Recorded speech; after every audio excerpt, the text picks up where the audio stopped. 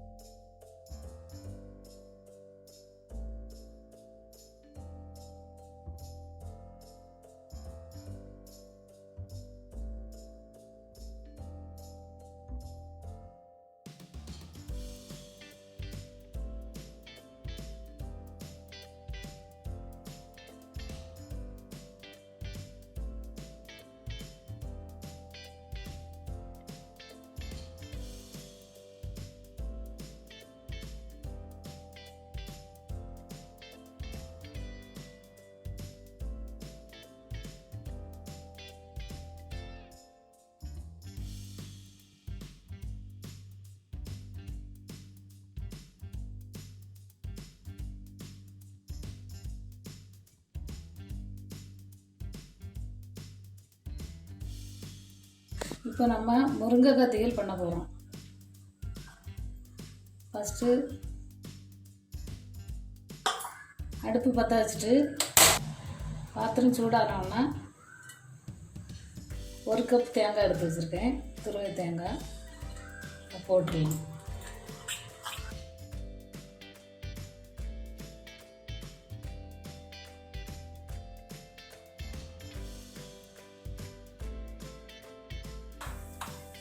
அது கூடவே முழு மல்லி ஒரு 3 ஸ்பூன் போட்டுடலாம், பெரிய ஸ்பூனாக பார்த்து.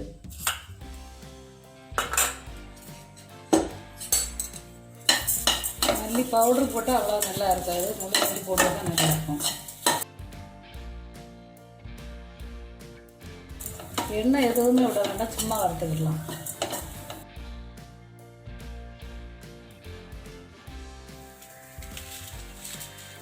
வத்தல் 10 எடுத்து வச்சுருக்கேன். அதை இப்படி உடச்சி போட்டுருவோம். நல்லா உடச்சி போட்டிங்கன்னா வறுக்கும்போது ஈஸியாக இருக்கும், சீக்கிரமாக வறுப்பட்டுரும்.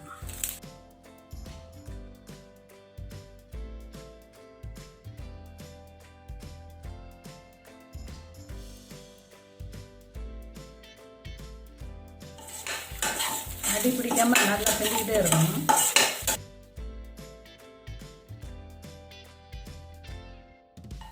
ஒரு கொத்து கருவேப்பிலை எடுத்து வச்சுருக்கேன், அது போட்டுடலாம்.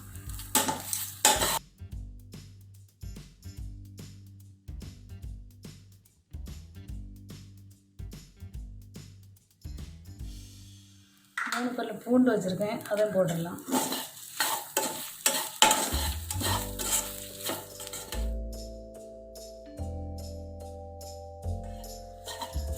கருவேப்பிலை போட்டு நல்லா கிண்டிகிட்டே இருக்கணும், அடி பிடிக்காமல் பார்த்துக்கிடணும். இது நல்லா வறுக்கிறதுல தான் அந்த இது டேஸ்ட்டாக இருக்கும்.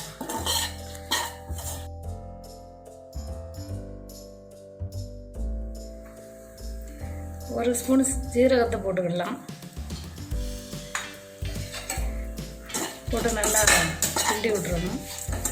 நல்லா வறுத்துட்டே இருக்கணும், கை விடாமல் வறுக்கணும்.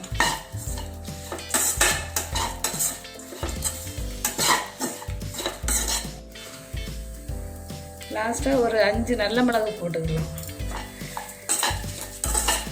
நல்ல மிளகு போட்டு நல்லா மிக்ஸ் பண்ணி நல்லா வறுத்துக்கிட்டே இருக்கணும். ப்ரௌன் ஆனோன்னா இப்போ சரியாகிட்டு நல்லா வாசம் வந்துட்டு ஸ்டவ் ஆஃப் பண்ணிடலாம். வறுத்ததை இப்போ ஆற வச்சுருக்கேன். இப்போ இது நல்லா ஆறிட்டு மிக்சியில் போட்டு நல்லா அரைச்சி எடுத்துக்கலாம். மசாலா இப்போ நல்லா அரைச்சி வச்சுக்கிட்டேன். அரைக்கும்போது ஃபஸ்ட்டில் தண்ணி விடாமல் நல்லா ட்ரையாக அரைச்சிட்டு திரும்ப தண்ணி ஊற்றி நல்லா அரைச்சிக்கலாம்.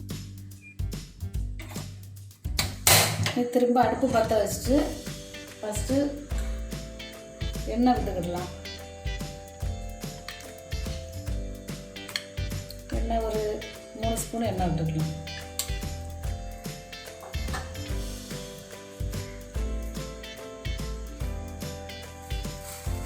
எண்ணெய் சூடானோன்னா நான் அந்த கடுகு உளுந்தம்பருப்பு சேர்த்தே வச்சுருக்கேன், அது போட்டுக்கலாம்.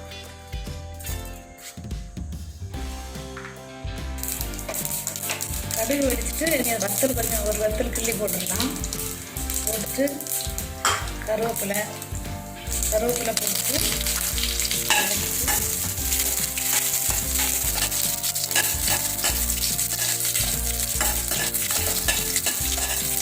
20 வெங்காயத்தை கட் பண்ணி வச்சுருக்கேன்.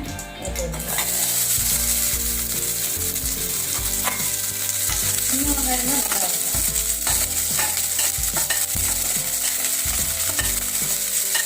லைட்டாக வதங்கின உடனே 4 முருங்கைக்காய் வச்சுருக்கேன்.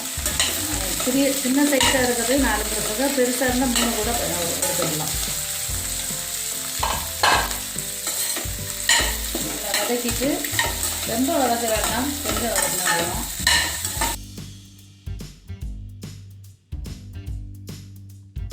ஒரு எலுமிச்சம்பழம் அளவில் புளியை வந்து 1/2 மணி நேரத்துக்கு முன்னாடி ஊற வச்சுருக்கு. இப்போ அதை இதில் கலந்துக்கலாம்.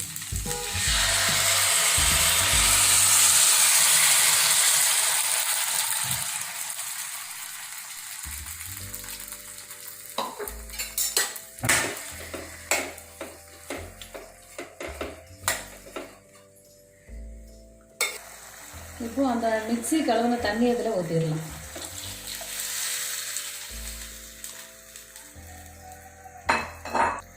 இனி தேவையான அளவு உப்பு போட்டுக்கலாம்.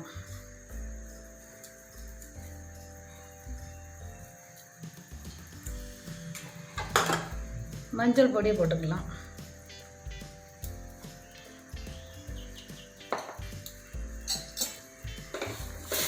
போட்டு கலந்து விட்டுட்டு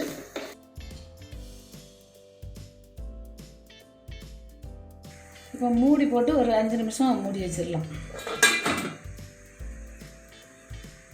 இப்போ 5 நிமிஷம் ஆகிட்டு நம்ம திறந்து பார்த்துடலாம்.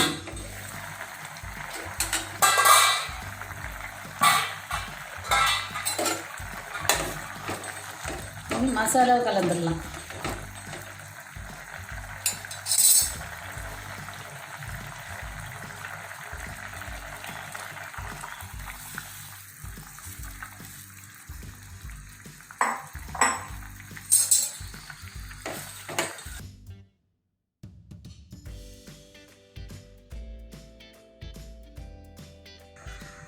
கொஞ்சம் கூட தண்ணி விட்டுக்கலாம்.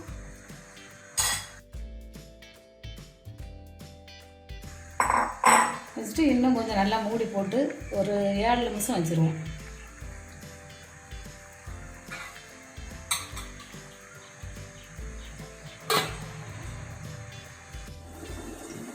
இப்போ 7 நிமிஷம் ஆகிட்டு மூடி எடுத்து பார்த்துடலாம். நல்லா எண்ணெய் பிரிஞ்சு வந்துட்டு முருங்கைக்காய் தேல் ரெடி ஆகிட்டு நல்லா வாசமாக இருக்குது. இப்போ கொஞ்சம் பச்சை கருவேப்பிலை தூவி இறக்கிடலாம். இது சாதத்துக்கு மட்டும் இல்லை, இட்லி தோசை கூட தொட்டு சாப்பிட நல்லாயிருக்கும். எல்லாரும் இந்த முருங்கைக்காய் தேலை செய்து பார்த்துட்டு எப்படி இருக்குன்னு கமெண்ட் பண்ணுங்கள். இவ்வளோ நேரம் இந்த வீடியோவை பார்த்ததுக்கு ரொம்ப நன்றி. இது வரைக்கும் இந்த சேனலை சப்ஸ்கிரைப் பண்ணாதவங்க சப்ஸ்கிரைப் பண்ணிடுங்க.